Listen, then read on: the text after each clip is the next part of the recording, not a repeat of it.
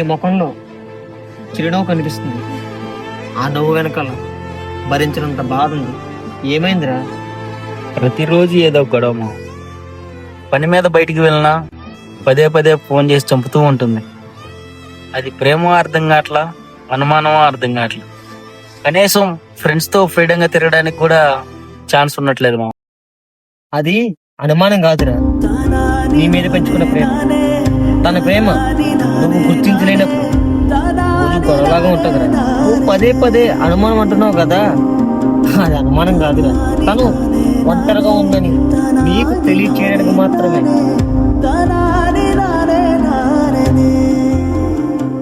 హే మామ, శ్రీకృష్ణునంతటి వాడే యుద్ధానికి సత్యభామని తోడు తీసుకెళ్ళాడు. అప్పుడే నరకాసుడు వధ జరిగింది.